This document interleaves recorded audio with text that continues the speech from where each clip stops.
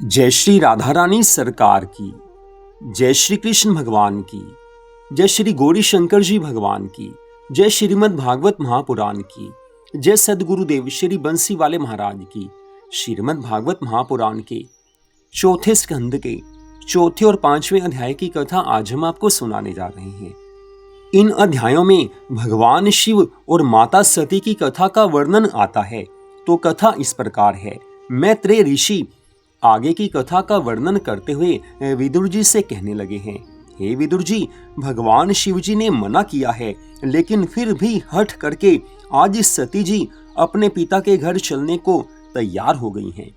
जब भगवान शिव ने ये देखा कि सती अब किसी भी तरह से रुकने को तैयार नहीं है, तो भगवान शिव ने उनकी रक्षा के लिए अपने कई गण उनके साथ भेज दिए हैं। जब सती जी अपने पिता दक्ष के घर में यज्ञ में पहुंची, तो दक्ष प्रजापति ने सती को देखकर उधर से अपना मुंह फेर लिया और उनसे कुशल क्षेम नहीं पूछी है।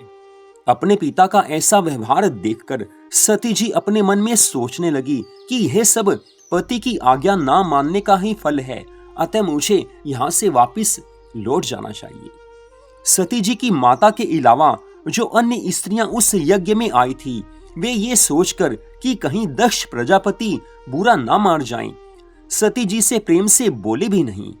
ऐसा सब कुछ देखकर सती जी आज दुखी होकर यज्ञ भूमि में बैठ गई हैं। माता सती को इस समय समझ नहीं आ रहा कि अब करूं तो क्या करूं। भगवान शिव की आज्ञा नहीं मानी है, फलस्वरूप ये तो होना ही था।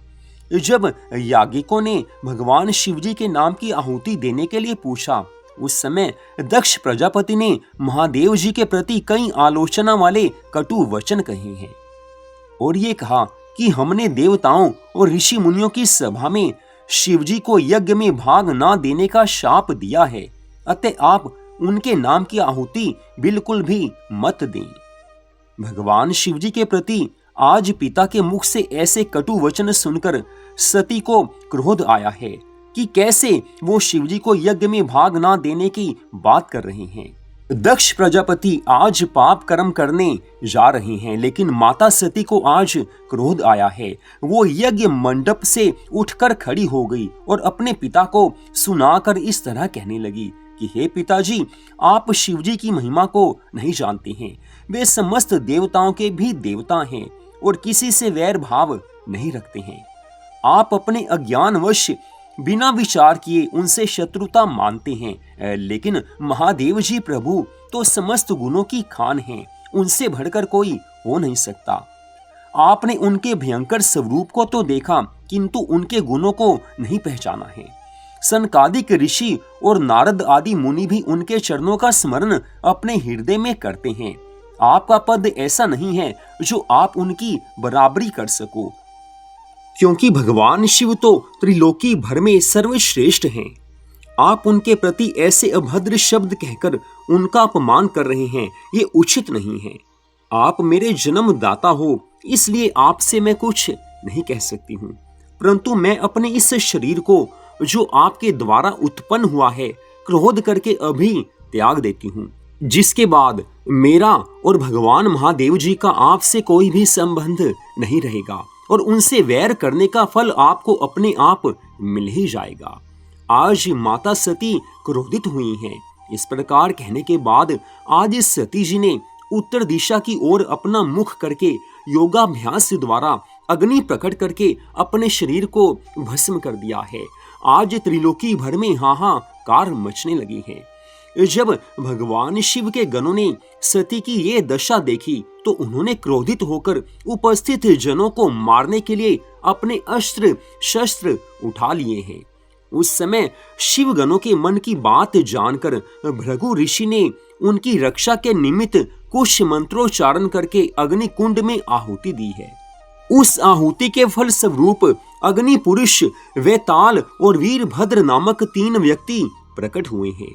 तब तीनों ने यज्ञ कुंड से प्रकट होकर ऋषियों से कहा है कि हे महात्मन, आप हमें जो भी आज्ञा देंगे हम उसका पालन अवश्य करेंगे। भृगु ऋषि उनसे कहने लगे हैं, जो इस यज्ञ को विध्वंस करना चाहते हैं, तुम उन सबको यज्ञशाला से बाहर निकाल दो। ये सुनते ही उन तीनों ने भगवान शिव के सब गणों को यज्ञशाला से बाहर कर दिया है। इतनी कथा सुनाकर मैत्रेय ऋषि विदुर जी से कहने लगे हैं, हे विदुर जी, सती जी ने आज शरीर का त्याग किया है। देवऋषि नारद जी ने जब ये देखा कि माता सती ने अपने शरीर का त्याग किया है और शिवजी के गणों को यज्ञशाला से बाहर निकाल दिया गया है, ये सब देखकर देवऋषि नारद जी आज उसी समय कैलाश पर्वत पर आ गए हैं। देवऋषि नारद जी को आया देखकर भगवान शिव शंकर जी महाराज जी ने दंडवत प्रणाम करके उनके आगमन का कारण पूछा है। भगवान शिव अंतर्यामी हैं, उनको सृष्टि के कण कण का, क्षण क्षण का सब हाल मालूम है। लेकिन प्रभु आज ये सोच रहे हैं कि देवऋषि नारद अपने मुख से कुछ कहें तो आगे मैं कुछ बात करूं। भगवान शिव जी के भाव को देखकर नारद जी कहने लगे हैं, हे प्रभु, आज दक्ष प्रजापति के यज्ञ में सती जी ने अपने शरीर का त्याग कर दिया है और भृगु ऋषि के मंत्रों से उत्पन्न 3 वीरों ने आपके गणों को भी यज्ञशाला से बाहर निकालकर उन सब का अपमान किया है। हे विदुर जी, इतनी बात कहकर देवऋषि नारद जी तो वहां से चले गए। लेकिन देवऋषि नारद जी के जाने के बाद भगवान शिव बड़े क्रोधित हो गए हैं और क्रोध की उसी अवस्था में उन्होंने अपनी जटाओं में से एक बाल उखाड़कर भूमि पर डाला है। उससे वीरभद्र नामक एक शक्तिशाली गण उत्पन्न हुआ है। तत्पश्चात उस गण ने हाथ जोड़कर महादेव जी भगवान से कहा है, हे नाथ, मेरे लिए क्या आज्ञा है। महादेव जी भगवान आज क्रोध की उसी अवस्था में कहने लगे हैं कि हे वीरभद्र, तू शीघ्र ही दक्ष प्रजापति के यज्ञ में जाकर उसका सिर काट कर हवन कुंड में डाल देना और जो अन्य लोग वहां बैठे हों उन सबको यज्ञशाला से बाहर कर देना। आज वीरभद्र महादेव जी की ऐसी आज्ञा पाते ही भूत प्रेतों का एक दल साथ में लेकर पल भर में उस स्थान पर जा पहुंचा है। तदुपरांत उसने दक्ष प्रजापति का सिर काट कर हवन कुंड में डाल दिया है और भृगु ऋषि की दाढ़ी उखाड़ ली है। दक्ष प्रजापति ने जो पाप कर्म किया था उसका फल तो उसको मिलना ही था। महादेव जी भगवान का अपमान किया है, अपनी पुत्री सती का अपमान किया है, फल स्वरूप उसे ये दंड तो मिलना ही था। उसका यज्ञ भी नष्ट हो गया और उसका सिर काटकर हवन कुंड में डाल दिया गया। फिर उसके बाद वीरभद्र और भगवान शिव के अन्य गणों ने सब देवताओं, ऋषियों, मुनियों, गंधर्वों, किन्नर, ब्राह्मण आदि को जो जो उस यज्ञ में विद्यमान थे सभी को मार पीट कर वहां से बाहर कर दिया है। यज्ञ को नष्ट भ्रष्ट करके उसकी सब सामग्री को फेंक दिया है। तब जो व्यक्ति उस यज्ञ में आए थे वे सब बड़े भयभीत होकर जहां तहां भागने लगे और आपस में बात करने लगे कि महामूर्ख दक्ष प्रजापति ने सब देवताओं में सर्वोपरि महादेव जी भगवान का अपमान किया है। इस कारण उसे ऐसे बुरे कर्म का ये फल तो मिलना ही था। लेकिन आज इधर महाबली वीरभद्र ने जब ये देखा कि अब यज्ञ नष्ट भ्रष्ट हो गया है, उस समय वीरभद्र ने जाकर भगवान शिव से सारा समाचार कह सुनाया है। तत्पश्चात महादेव जी भगवान ने भी सती जी के शरीर के त्याग को भगवान की इच्छा समझकर अपने क्रोध को शांत कर लिया है। भगवान सब जानने वाले हैं कि आगे क्या क्या होने वाला है, क्या हो रहा है, क्या हो चुका है, क्या आगे होने वाला है। भगवान से कुछ भी छिपा नहीं है। फलस्वरूप भगवान शिव ने अपना क्रोध शांत किया है। सर्वांतर्यामी भगवान श्री हरि विष्णु जी और पितामह ब्रह्मा जी ये जानते थे कि दक्ष प्रजापति का यज्ञ अवश्य ही नष्ट भ्रष्ट हो जाएगा। इस कारण वे उस यज्ञ में नहीं पधारे थे। श्री हरि विष्णु भगवान जी अंतर्यामी हैं, ब्रह्मा जी अंतर्यामी हैं। उन्हें पता था कि दक्ष प्रजापति का ये यज्ञ अवश्य ही नष्ट होगा, क्योंकि दक्ष प्रजापति भगवान शिव से वैर रखता है। इससे आगे की कथा का वर्णन करते हुए मैत्रेय ऋषि विदुर जी से कहने लगे हैं, हे विदुर जी, जब वीरभद्र ने सब लोगों को मार पीट कर यज्ञशाला से बाहर कर दिया तब उन लोगों ने ब्रह्मा जी के सम्मुख उपस्थित होकर समस्त विवरण कहा है। वैसे तो ब्रह्मा जी सब बात जानने वाले हैं, लेकिन सब देवताओं ने सब कुछ हाल कह सुनाया है। तब ब्रह्मा जी सबसे कहने लगे हैं, हे देवताओं तथा ऋषियों, तुमने ये बहुत अशुभ कार्य किया जो उस यज्ञ में बैठकर भगवान शिव की निंदा सुनते रहे, भगवान शिव की बुराई श्रवण करते रहे। जो मनुष्य भगवान की निंदा सुन लेता है वो पाप का अधिकारी बन ही जाता है। इस कारण जो पाप कर्म आपने किया था उसका फल तो अवश्य मिलना ही था। आप उस यज्ञ में क्यों गए थे आपको नहीं जाना चाहिए था। जब दक्ष प्रजापति ने भगवान शिव को यज्ञ में भाग नहीं दिया तो आपको भी अपना भाग नहीं लेना चाहिए था। अपना भाग आपने ले लिया, ये पाप कर्म था, उसी अपराध का परिणाम आपको प्राप्त हुआ है।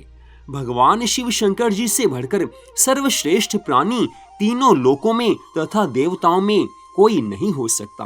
वे परम पिता स्वरूप हैं, मैं उनसे कुछ कह सुन नहीं सकता। लेकिन अब आप जब मेरे पास आए हो तो आप सब मेरे साथ उन्हीं की शरण में चलो, जिससे आपके अपराधों को वो क्षमा कर देंगे।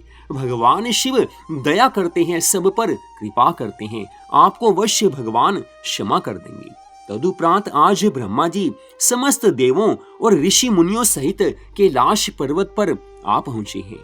ब्रह्मा जी पर दृष्टिपात होते ही भगवान शिव जी ने उनका बड़ा भव्य स्वागत किया है, दंडवत करके अपने समीप बैठाया है। तदुपरांत अन्य देवता आदि जो भी ब्रह्मा जी के साथ थे भगवान शिव जी को दंडवत प्रणाम करके यथास्थान पर बैठ गए हैं। भगवान शिव जी के हृदय में दक्ष प्रजापति से वैर भाव की बात का तथा सती जी के द्वारा शरीर के त्याग करने का इस समय कोई शोक नहीं था। वे इन सब बातों को भूलकर श्री हरि विष्णु भगवान जी के ध्यान में लीन थे, भगवान को स्मरण कर रहे थे, भगवान को याद कर रहे थे। उनके मन में ये बात आई ही नहीं कि ब्रह्मा जी सभी देवताओं और ऋषि मुनियों को अपराध क्षमा कराने के लिए उनके समीप आए हैं। अतः ब्रह्मा जी और सब देवताओं तथा ऋषि मुनियों के आने पर भी उनका ध्यान भगवान के चरणों में लगा हुआ है। भगवान शिव अपनी इस लीला द्वारा दिखाते हैं कि कैसे जीवन में जब ऐसे क्षण आ जाते हैं, जब जीवन में कोई दुख आता है, कोई महान विपत्ति आती है, उस समय अपने मन को कैसे शांत करना चाहिए। आज भगवान शिव ये सब इस लीला के द्वारा सबको दिखाते हैं। मनुष्य मात्र के जीवन में संकट आते हैं, दुख आते हैं, मुसीबतें आती हैं। हो सकता है कि कई बार वो किसी व्यक्ति के कारण आई हो, लेकिन सच्चाई यही है कि हमें जीवन में जो भी दुख मिलता है उसका कारण हमारे पहले के पाप कर्म हैं। हमने पूर्व जन्मों में और इस जन्म में जो भी पाप कर्म किए हैं उसका फल हमें अवश्य भोगना ही पड़ेगा। ना जाने कौन से पाप कर्म का फल कब हमें मिल जाए। सावधान रहना चाहिए कि अब तक जो पाप हो गए, लेकिन आगे पाप नहीं करने हैं। भागवत कथा सुनकर भी अगर पाप करने की ओर मन चला गया, पाप करने में मन लग गया, तो समझ लेना कि कथा सुनने का कोई विशेष लाभ नहीं मिला है। कथा सुनने के बाद विचार करना चाहिए कि हमें अपने जीवन को अब प्रभु चरणों में लगाना है। ना जाने जीवन की कितनी घड़ियां शेष हैं, हमें मालूम नहीं है, आपको मालूम नहीं है कि हमारा कितना जीवन शेष है। 1 दिन, 2 दिन, 4 दिन, 1 साल, 2 साल या कितना समय शेष है, लेकिन एक ना एक दिन सबने संसार को छोड़कर अवश्य जाना है। तो जीवन के बचे हुए शेष समय को भगवान के चरणों में लगाते हुए अपने जीवन के संसारिक कार्य करते रहना चाहिए। भगवान की भक्ति में मन जिसने लगा लिया उसी का जीवन सफल है, और जिसने भगवान से प्रेम कर लिया उसे मोक्ष अवश्य प्राप्त हो जाता है। और इधर आज ब्रह्मा जी और सब देवता भगवान शिव की वंदना करते हैं। सब कहने लगे हैं कि हे प्रभु, आप सब देवों में पूज्य हैं। आपकी महिमा से दक्ष प्रजापति अनभिज्ञ थे। इसी अज्ञान की अवस्था में उन्होंने आपका अपमान करने का उचित फल पाया है। इससे आपकी यशोगाथा में कोई कमी नहीं हो सकती है। कोई मनुष्य अगर सूर्य पर थूके परंतु वह थूक सूर्य पर न जाकर उसी के मुंह पर गिरता है, वही दशा आज दक्ष प्रजापति की हो गई है। अतः हे प्रभु, हे त्रिपुरारी, आप तो दया के सागर हो, आप तो सब पर कृपा करते हो। अब हमारी आपसे ये विनय है कि आप दक्ष के अपराध को क्षमा करें और वीरभद्र द्वारा घायल देवताओं और ऋषि मुनियों को क्षमा करके उन्हें आशीर्वाद देकर उनके अंगों को पुनः पहले जैसा कर दीजिए और दक्ष प्रजापति को फिर से जीवित करके आप उनका यज्ञ संपूर्ण कीजिए, जिससे सब देवता और ऋषि मुनि भी उस यज्ञ में अपना अपना भाग प्राप्त कर सकें। आज ब्रह्मा जी भगवान शिव से कहने लगे हैं कि हे प्रभु, आप स्वयं भी मेरे साथ चलेंगे तो मैं श्री हरि विष्णु भगवान जी को भी विनय पूर्वक साथ ले आऊंगा। यज्ञ करने में जो साकल्य शेष बच जाती है वही आपका भाग होगा। आज ब्रह्मा जी की ऐसी प्रार्थना को सुनकर भगवान शिव कहने लगे हैं, हे ब्रह्मा जी, मैं किसी अज्ञानी व्यक्ति के कहने सुनने से रुष्ट नहीं होता। सती के द्वारा शरीर का त्याग कर देने से मुझे कुछ क्रोध जरूर आया था, अतः दक्ष प्रजापति को अपने कर्मों का फल मिल ही गया। सती को तो इसी तरह से जाना था, सती का देहांत इसी तरह लिखा था, क्योंकि हरि इच्छा ऐसी ही थी, उसमें कोई घटा बढ़ी नहीं हो सकती है। हरि इच्छा में कोई परिवर्तन नहीं हो सकता है, जो होना था वो तो हो ही गया। हे ब्रह्मा जी, अब मैं शांत हूँ, अब आपकी जैसी आज्ञा होगी मैं वैसा ही कार्य करूंगा। आज भगवान शिव कितने सुंदर वचन कह रहे हैं। सती जी ने शरीर का त्याग किया है, लेकिन फिर भी भगवान शिव कहते हैं कि अब मैं बिल्कुल शांत हूँ। ऐसी बात केवल भगवान शिव ही कह सकते हैं। उन्हें क्रोध तो आया था, भगवान शिव स्वयं कहते हैं कि सती ने शरीर का त्याग किया, ये सुनकर मुझे क्रोध आया था। फलस्वरूप दक्ष प्रजापति को दंड मिल गया, लेकिन अब मैं शांत हूँ, अब मेरा किसी से कोई भी वैर नहीं है। मेरे मन में दक्ष प्रजापति के लिए कोई भी कटुता नहीं है। जो होना था वो तो हो ही गया। जो प्रभु की इच्छा होती है वही तो होता है, उसमें कुछ परिवर्तन नहीं हो सकता है। भगवान शिव जैसा दयावान कोई हो नहीं सकता। इस लीला के द्वारा भगवान शिव यही सबको दिखाते हैं। तो आज की इस परम सुंदर कथा का यहीं पर विश्राम होता है। अगले भाग में आप इससे आगे की कथा को सुन पाएंगे। जय श्री राधा रानी सरकार की, जय श्री कृष्ण भगवान की, जय श्री गौरी शंकर जी भगवान की, जय श्रीमद् भागवत महापुराण की, जय सद्गुरुदेव श्री बंसी वाले महाराज की। जय जय श्री राधे, जय जय श्री राधे, जय जय श्री राधे श्याम।